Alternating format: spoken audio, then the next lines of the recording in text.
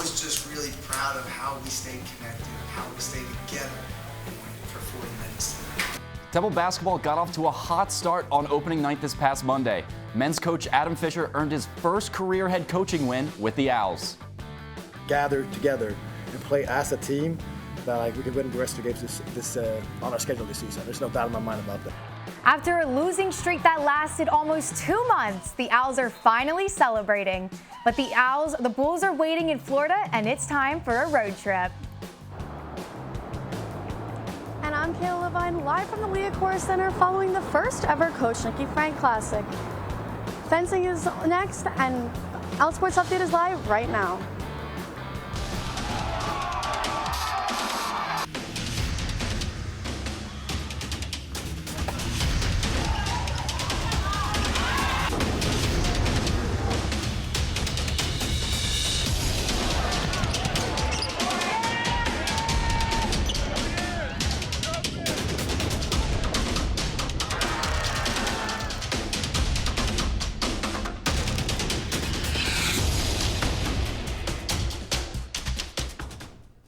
Hello and welcome to this edition of OwlSports Update. Alongside Natalie Koranda, I'm Paddy Heckard. It's the most wonderful time of the year, at least for sports fans. Yes, November, where football overlaps with basketball, and all three teams had a pretty nice week, starting with men's hoop.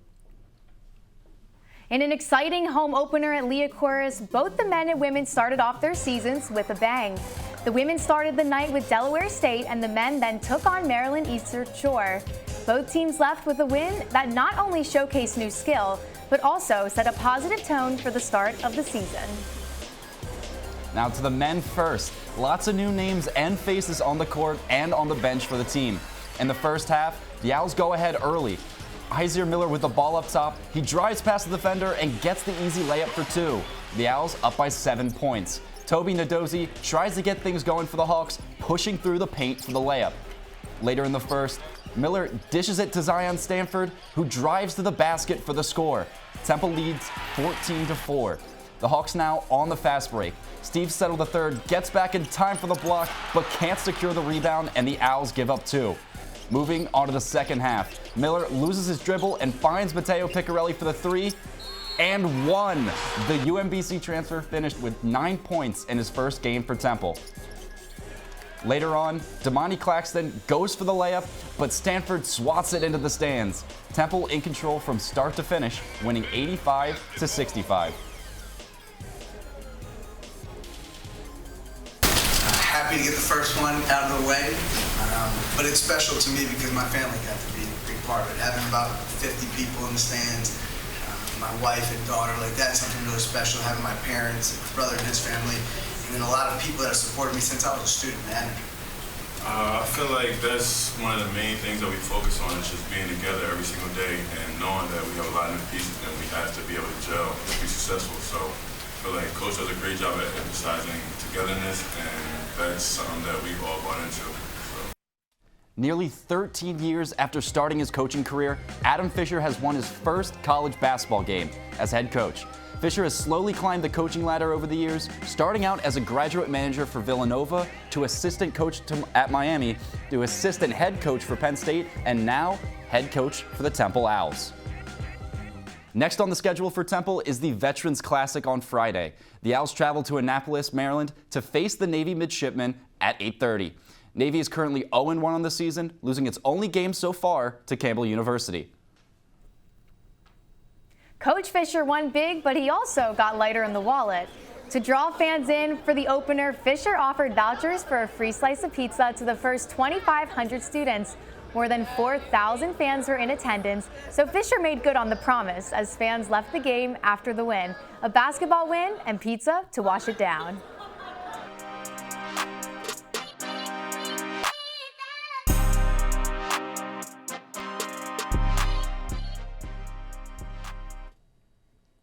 The women's basketball team played Delaware State at Liacouras, and starting off, Tristan Taylor passes the ball to Jalissa Molina, and she sinks it in for an easy 3.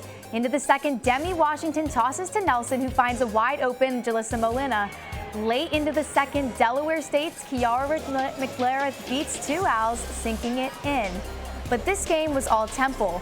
Rain Tucker finds an open Aaliyah Nelson, and she takes it down the court and into the paint for another 2 of her 10. And into the fourth, here she goes again. Nelson puts up 3, the Owls making the margin bigger. And late into the fourth, here comes Tristan Taylor again to Kendall Currents, who passes to Inez Piper. Piper scores 15. In the final 3, Michaela Waleed misses, but Jalissa Molina grabs the rebound and puts it for 2 of her game-high 16. Your record-breaking final score in the home opener, 109-43. Cracking 100 points doesn't happen too often. 109 points is the most in a single game since 1983, when the Owls registered 116 points against LaSalle. On top of that, the 66-point margin is the largest margin of victory in program history. And one more note, Temple had 8 Owls in double figures, which is also the most in program history. And if you missed Temple's 100-point game, don't worry. Women's basketball has 2 more games this week, both at the Liacouras Center. Temple will take on Georgetown on Thursday night at 7 and will face Bucknell out of the Patriot League on Sunday at 7 o'clock as well. The season is over for the Temple field hockey team, and it came 1 or 2 games too early. The Big East tournament took place here in North Philly at Howard Field, and it was the first time since 2016 that the Owls had the home field advantage in the postseason. But sadly, the matchup against Old Dominion did not come with a positive result.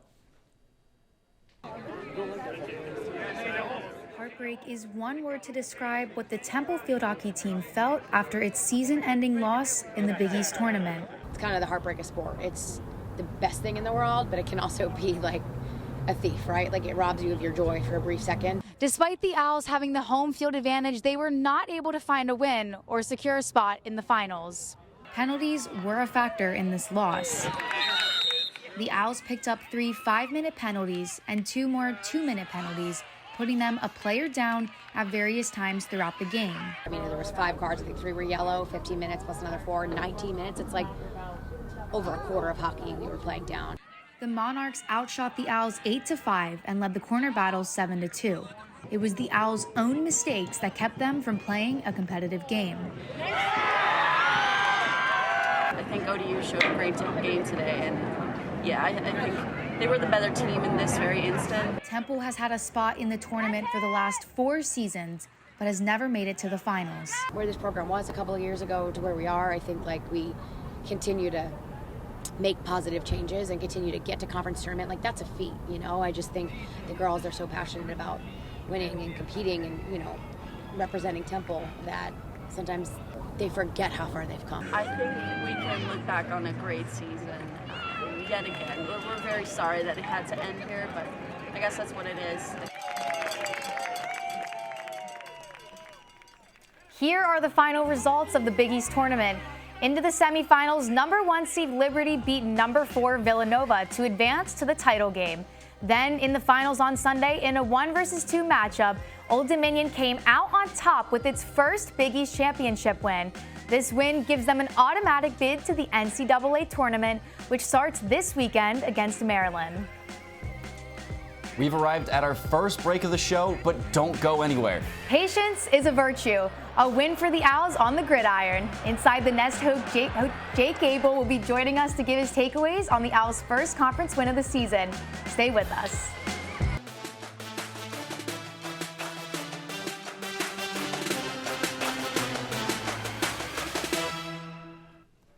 Temple football returned from its bye week with a home game against Navy. On the first drive, Temple strikes. E.J. Warner gets his first touchdown in 4 weeks, finding Jordan Smith for 6. Now, Ahmad Anderson running through the Navy defenders and breaks out into open field. He's at the 40, the 30, the 20. He breaks into the red zone, but fumbles the ball at the 12-yard line. Navy recovers. Next drive, Xavier Arline connects with Eli Heidenreich to put Navy on the board 17-8. Now in the fourth, Temple leads only by 6. Zay Baines gets the ball on the wide receiver screen and takes off downfield for a 60-yard gain. Now in the red zone, Temple trying to extend its lead. Dante Wright gets on the end of a perfect pass by Warner for the last score of the game. The Owls break their 5-game slide.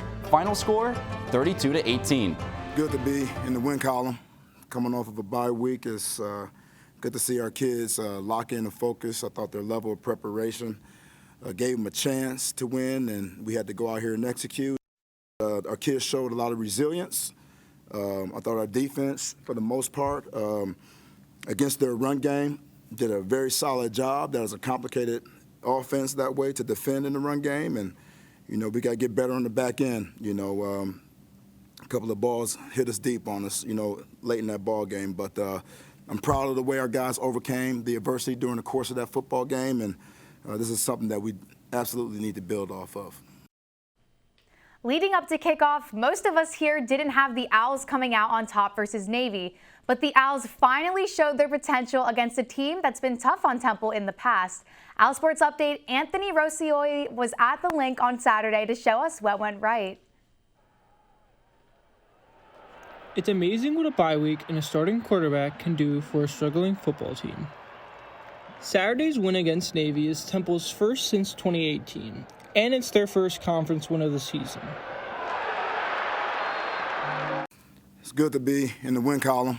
Coming off of a bye week, it's good to see our kids lock in and focus. I thought their level of preparation gave them a chance to win, and we had to go out here and execute. It was E.J. Warner's first game back in about a month, but it looked more like he never missed a snap. The sophomore had 402 passing yards and 4 touchdowns. I've been out for a little bit, so just trying to get back into rhythm, do a good job of scheming up some early passes, give me some confidence, but didn't really feel out of rhythm at all. Came back, felt just like the player I was before. Temple's defense had a strong showing the entire game, especially in the first half. By the end of the second quarter, the Owls limited Navy to only 4 passing yards. Their secondary wasn't the only group to show up, as Temple had 7 tackles for loss in Saturday's game, which ties a season high. I give all the credit to the D-line. They did a great job stuffing them up front, and, it makes it easier when you don't have linemen climbing to, linebackers and safeties could just get off and make plays. With only 3 games left in the season, Temple hopes to carry this winning momentum to finish the season with a 500 record. Recording from Lincoln Financial Field, I'm Anthony Rosioli, OwlSports Update. Now, full disclosure, the entire Inside the Nest crew had Navy winning this game, and that includes Jake Gabel, who joins us live at the studio set. Jake, put on your professor hat and give us some grades for a team that's 3-6 on the year. Thanks, Natalie. Haven't dusted off the old grade book in a while and thought it was time to bust out the big red marker and grade the Owls football team so far this season. Starting off with the offense, I'm giving them a C. In the 2 games Temple played without star quarterback E.J. Warner, they scored a combined 14 points. Warner averages over 300 passing yards per game, 6th in the nation. If offense was only passing, I'd give them an A. Problem is, the Owls are bottom 10 in the country in rushing yards per game and are nothing without Warner. On to the defense, who get a D. They allow 36 points per game, bottom 10 in the country. Before their last game against Navy, they had allowed 40-plus points in 5 games in a row, the worst mark since 1994. They allowed just 18 points last week against Navy in the win, however, so I will add that they're trending up on the grade sheet heading into their final 3 games of the season. Now, guys, I know I might sound like a little bit of a harsh grader here, but this was a team that was expected to compete for a bowl game potentially this year, so I had to factor that in.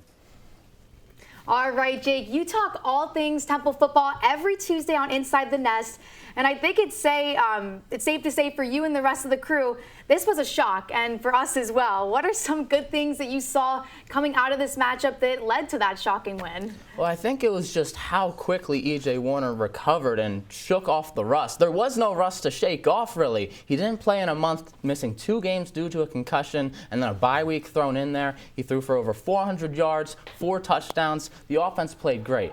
And then the defense for Temple, they stopped the run for the first time in conference play, really. Navy come into this game averaging 200 yards plus on the ground, and Temple held them to under 150 yards. They normally are a poor rush defense, but they played really good in this one. It was a big improvement on both sides of the ball for Temple. So, Jake, South Florida is next for Temple this weekend. What should we expect from the Bulls, and what will the Owls need to do to pull out a win? Well, the one thing you need to know about the USF Bulls is their quarterback, Byron Brown. He in his last matchup against Memphis. It was a 50-59 loss to the Tigers. He threw for 350 yards, 5 touchdowns, and over 100 rushing yards. I mean, he's just a really good quarterback that leads a really good offense. They play at a really fast pace, too. They have the most snaps on offense per game in the nation. Temple's secondary is going to have to play really good in this one, and the offense is going to have to keep up as well. It's going to be a high-scoring game on both sides. Well, that's all the time we have. Thank you for coming on, Jake. Thanks for having me. Each week, football head coach Stan Drayton puts on the mic and sits down with the voice of the Owls at one of Temple's most popular food spots on campus. OwlSports Update's Jackson Batchler is at the studio set to talk some Temple talk. Hey, Jackson. Thanks, Natalie. Each week, Coach Drayton sits down with Kevin Kopp, the voice of Temple football and men's basketball. He's also got a coach's radio show on campus that takes place at Temple's on-campus bar, Maxie's. The show airs every Wednesday from 6 to 7, and students and fans at Maxie's can tune in right from the bar.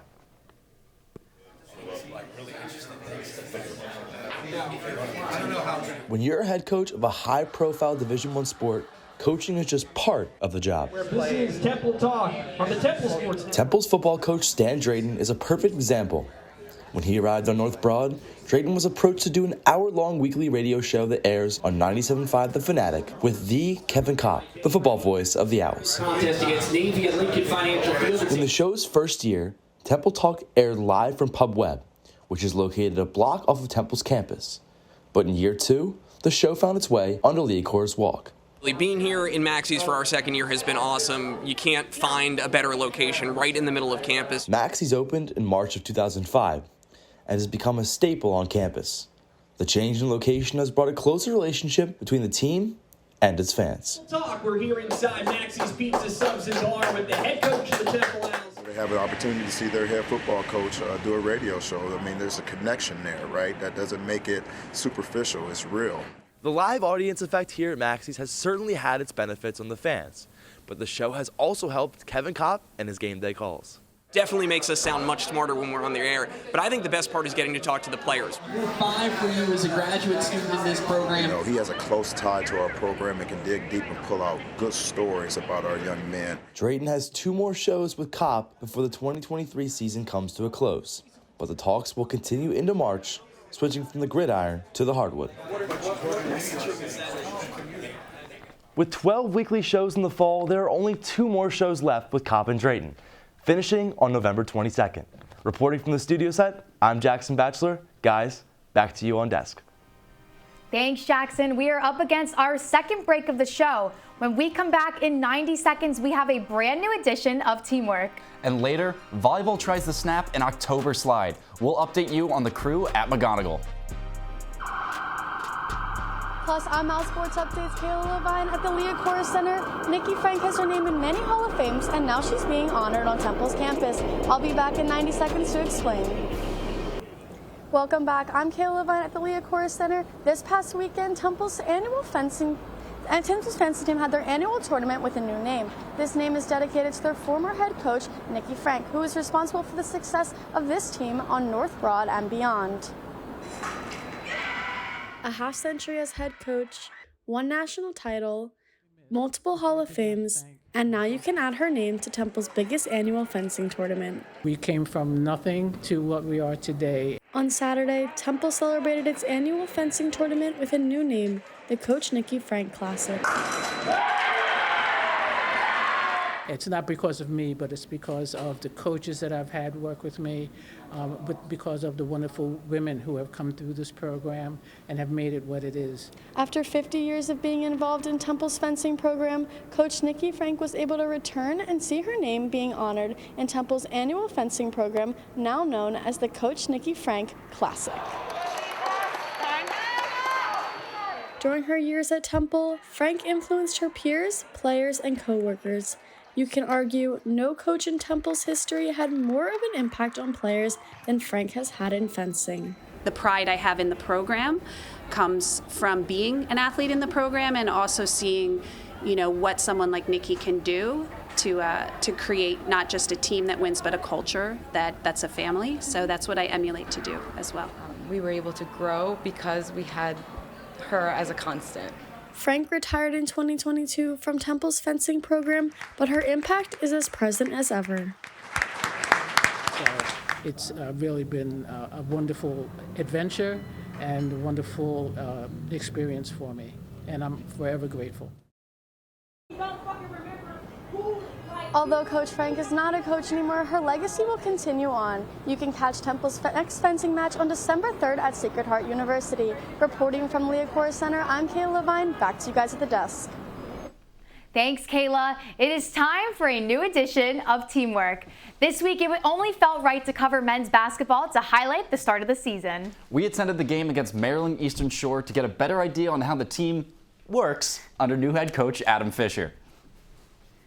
The first point we're going to talk about is Fisher saying that they are treating the gym like a classroom.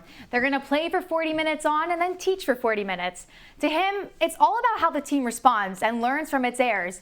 This is something he learned from current Miami head coach Jim Larrañaga, as he would build his players up after mistakes to have them at full confidence come tip-off. Doing so will allow smooth transitions from one play into the next. And for a second point, Coach Fisher talked about this at Media Day and again after the game on Monday. The players will dictate their playing time based on the performance and effort seen at practice. Freshman Zion Stanford and returning player Shane Dezzoni took advantage of their playing time on Monday. Zion shot 7 of 10 from the field and finished with 14 points, 2 rebounds, and 2 steals. And Dezzoni played just 13 minutes, but finished with 12 points and 5 rebounds. To celebrate the start of Adam Fisher's time at Temple, we picked 2 highlights from Monday's game to get Temple fans excited for the season, starting off with offense. Temple steals an errant pass here from Maryland Eastern Shore.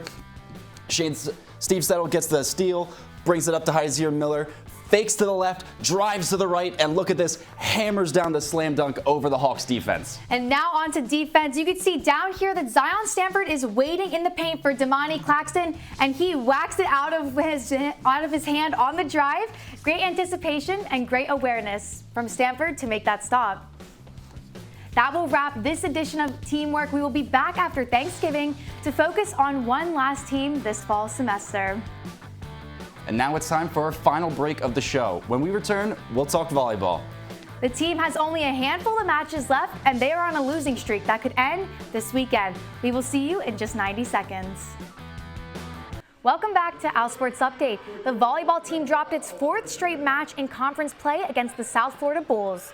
The Owls in Cherry trailed in a close first set. Patricia Zielinska sets up the kill for Olivia Vance. Still in the first, a set from Jelena Prolig goes to Taylor Davenport, and she gets that kill. But it was all South Florida from this point on, as the Bulls won the first set 25-21. In the second, Temple tried closing that gap, but the Bulls took down the Owls in yet another set 25-22. And in the third and final set of the match, the Owls kept it close and were able to force overtime against the Bulls. But the Bulls leave North Broad with a 3-0 win. We are done for today, but the coverage never stops if you follow us on social media at OwlSports Update. Thanks so much for tuning in. As always, I'm Natalie Koranda, he's Paddy Heckard, and on behalf of our entire crew, thank you so much for watching. See you soon and have a great weekend.